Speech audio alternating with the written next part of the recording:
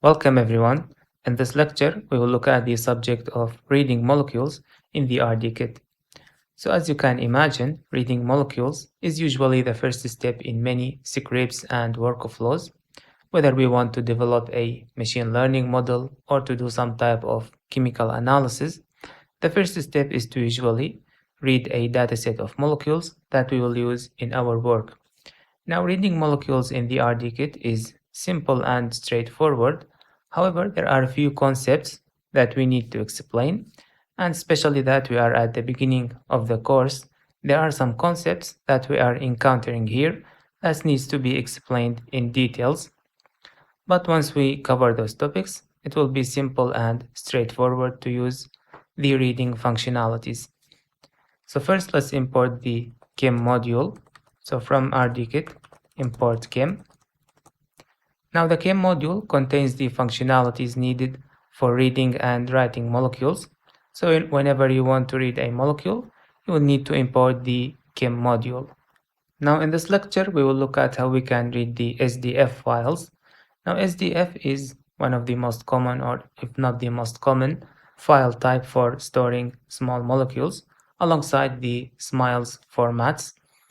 And basically SDF stores multiple molecules, and they can also store things like properties and 3D coordinates of atoms. While in SMILES you cannot store the 3D coordinates, you can only store the 2D structure as a SMILES string. So to read from an SDF file from the chem module which we imported, we use the SDMolSupplier function. This is the function used to read SDF files. And the first thing we need to provide is the name of the file, or to be more accurate, the path of the file. So for this lecture, we will use the SDF dataset file .sdf. We need to also give it the extension. And you can download this file from the resources attached to this lecture. Now remember, you need to put this in the working directory, which we are running the Jupyter notebook from. And if you want to know how you can get the working directory, I will show you just quickly in case you are new to this. First, you need to import the OS module, and then we need to print the current working directory. Use the getCwd, that is get current working directory, and print it, so you'll get your current working directory. And you need to either put your file there in this directory folder, or you can provide the full path to the file here in the SDMolSupplier function. Both ways will work. So going back to this SDMolSupplier function, the first thing we provide is the path of the file, and there are other keyword arguments as well, but for now we are using the default settings for them. We will just give it the file and read the molecules, and we will capture the returned object by this function in this moles variable, and I will print this moles as well to see what we get. So we ran the function successfully, and we got this SDMolSupplier object that was returned by this function, which reads this SDF file. Now this SDMolSupplier object is very similar to a Python list in the sense that it stores the molecules that we read as RDKit molecules object. So SDF contains multiple molecules. Every molecule in the file is parsed and read, and then it is converted to an RDKit molecule object, and it is stored in this SDMolSupplier, which is again very similar to a Python list. So this SDMolSupplier object supports very similar functionalities to a Python list. For example, if we want to check the length of this SDMolSupplier, which is the number of molecules in the file, we use the len function and we give it the SDMolSupplier object, and here we get 5. And indeed this file does contain 5 molecules. So if we open this in any software, we will see that it contains 5 molecules.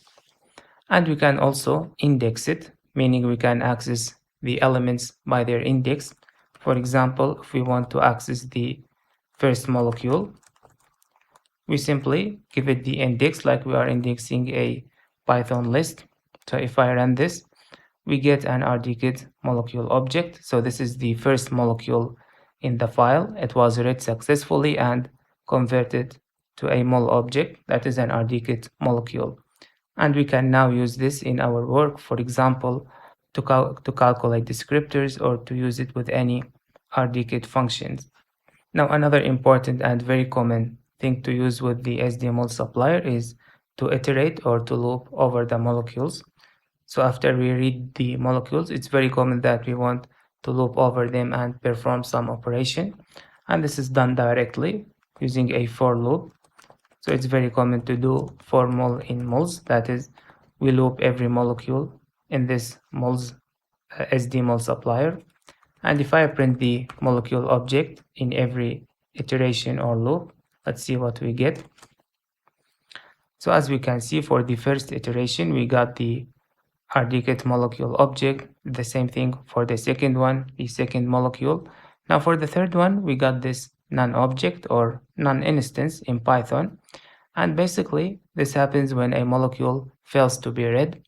So for some issue, the third molecule was not successfully read by the RDKit, and therefore, instead of returning a molecule object like the other ones, we got this none to indicate a failure on reading this molecule.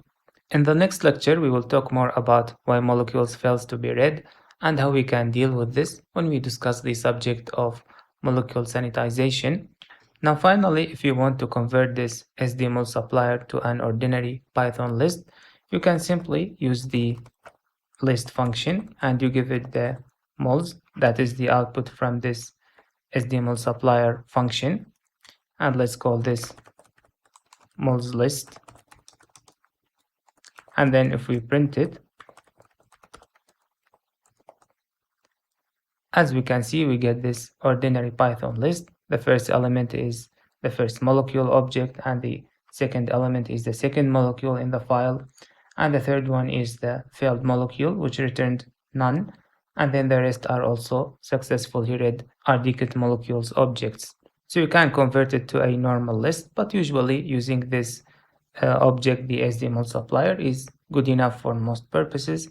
Usually you want to check the length and do something like looping the molecules. That's one of the most common, probably the most common operation after reading molecules.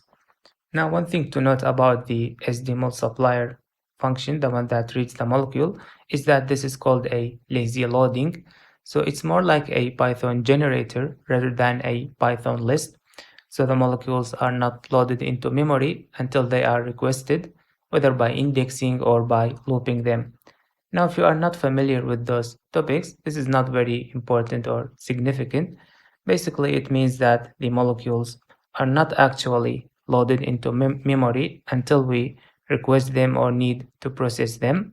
And this is meant to make it more convenient in usage. So in cases, especially when we load a large number of molecules, like a 1000 molecule or something, they are not instantly loaded into memory, but rather only when we request them, like when we start a for loop or index a molecule, that is when it is loaded into the memory. So they are not going to affect the way you write the code actually, but I just wanted to note this in case you are familiar with those topics. If you are not, this is not a big deal. So in the next lecture, we will look at the keyword arguments, in particular the sanitization concept. So to summarize, when we want to read an SDF file, we import the chem module, and then we use the SDMolSupplier function. We give it the path of the file, and then the file is going to be read, and the molecules are going to be read one by one. And then we get this SDMolSupplier object, which supports things like checking the length or indexing it, as well as for loops. And when a molecule fails to be read, we get a non-instance to indicate failure. And if the molecule is successfully read, we get an RDKit molecule object, which we can use like for drawing the molecule or computing the descriptor or basically any RDKit functionality.